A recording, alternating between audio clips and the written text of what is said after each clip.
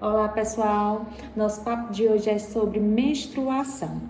Trouxe vários tipos de absorventes que nós temos disponível hoje no mercado e o coletor menstrual. Para muitas mulheres o coletor menstrual pode soar algo novo, porém o coletor menstrual já é algo que vem desde 1930 que ele foi criado, mas só agora que ele está ganhando mesmo o mercado, que as mulheres estão conseguindo ter uma boa adaptação ao método e estão achando um método viável.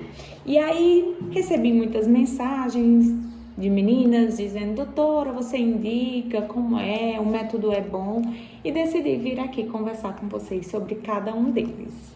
Então, o que é bom e o que é ruim. O que é bom para mim pode não ser bom para você e vice-versa. Então, o ideal é que a mulher se conheça. Para a mulher fazer uso do coletor menstrual, é necessário que ela entenda a sua anatomia, entenda qual é o canal da urina, entenda qual é o canal da vagina, entender que o canal da vagina ele mede aproximadamente 8 centímetros, então ela vai precisar introduzir o coletor dentro do canal vaginal o mais profundo possível, para que ele fique bem acoplado, e a partir do momento que ele fica bem acoplado, ele vai conseguir abrir e o sangue cair dentro do coletor, e dessa forma não vai vazar o sangue.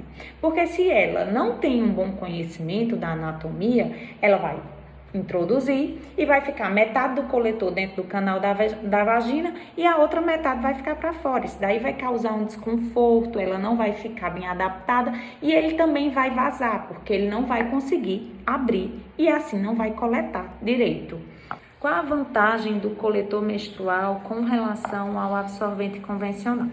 Muitas mulheres apresentam irritação da pele com o uso do absorvente convencional, ou então tem candidíase de repetição, vaginose bacteriana de repetição. Por quê? O absorvente ele fica úmido por conta do sangue, em contato com a pele, a região genital quente e abafado, aumenta a proliferação de bactérias e de fungos e aumenta a probabilidade dela ter irritação da pele. E o uso do coletor vaginal, ele vai ficar lá dentro do canal vaginal, a mulher não vai ter contato com esse sangue e vai diminuir o risco de vaginose bacteriana, de candidíase e irritação da pele com o uso do método.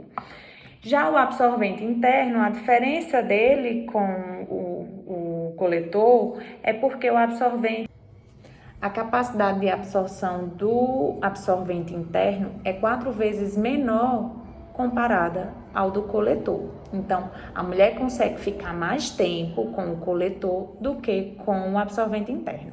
E o absorvente interno, ele é recomendado ficar até 4 horas, no máximo 8 horas no canal vaginal, e aumenta o risco de choque tóxico em mulheres que passam um longo período com ele.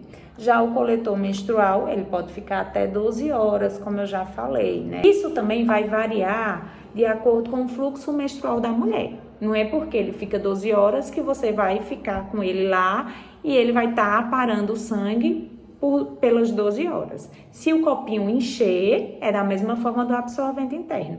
Se ele encher dentro de 2 horas, dentro de 3 horas, você vai precisar retirar antes, da mesma forma do coletor. E isso só no dia a dia, para você entender o seu fluxo. Essa questão do fluxo, eu trouxe um demonstrativo aqui para poder explicar melhor para vocês, né? O coletor, ele coleta aproximadamente 25, 28 ml, né? Então, eu coloquei aqui, a cada seringa tem 5 ml. E o copo, no decorrer das 12 horas, ele vai enchendo, né? Tem mulher que tem um fluxo menstrual mais forte nos primeiros dias e depois mais leve. E a mulher tem que ir se habituando a esse fluxo menstrual dela e saber, entender quando que ela precisa esvaziar antes das 12 horas. Então, aqui já foram 15 e 25 ml, um pouco menos de 25, 23 ml. E aí eu vou jogar aqui no absorvente convencional para que vocês possam entender. O absorvente encheu um pouco médio.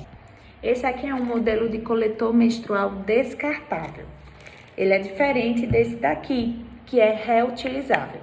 Esse daqui, você, antes de utilizar, vai ferver durante 5 a 8 minutos e depois vai secar direitinho e introduzir dentro da vagina. E pode manter ele por até 12 horas dentro da vagina, assim como o coletor descartável. Só que quando você terminar de utilizar esse daqui, você vai tirar, introduz os 2 dedos dentro da vagina e puxa por essa pontinha. Quando você retirar, você vai esvaziar, jogar fora o sangue e vai lavar bem com água corrente e sabão neutro, ou então sabão líquido infantil. E depois seca direitinho e reintroduz dentro da vagina. Já esse daqui você tem que descartar. Agora eu vou demonstrar a medida para vocês com o coletor descartável, né?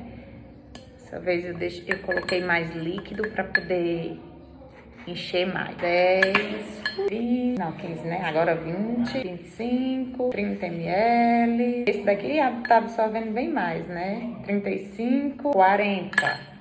E aqui, o absorvente interno, olha. Um absorvente interno, quando ele enche desse jeito, ele começa a expulsar, ele começa a sair do canal vaginal. Então, não é ideal você encher desse jeito. Então, a absorção do absorvente interno é 4 vezes menor do que o do coletor. A capacidade de absorção do absorvente interno é 4 vezes menor quando comparada ao coletor menstrual. O coletor menstrual, a mulher consegue passar mais tempo com ele dentro do canal vaginal do que com o absorvente interno. E ela, obrigatoriamente, ela necessitaria passar menor período com o absorvente interno do que com o coletor menstrual, uma vez que o absorvente interno ele pode permanecer de 4 até no máximo 8 horas dentro do canal vaginal, o coletor menstrual pode permanecer por até 12 horas dentro do canal vaginal. Espero que tenham gostado do vídeo de hoje e até mais!